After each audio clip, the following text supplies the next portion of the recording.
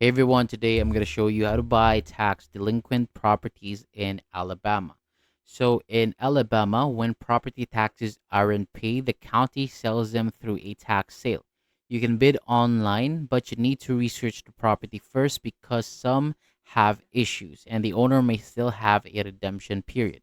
So, where to find Alabama tax delinquent sales? Alabama DOR delinquent property search. It's on www.revenue.alabama.gov. Gov is used by many Alabama counties for online tax auctions. It's on www.govease.com.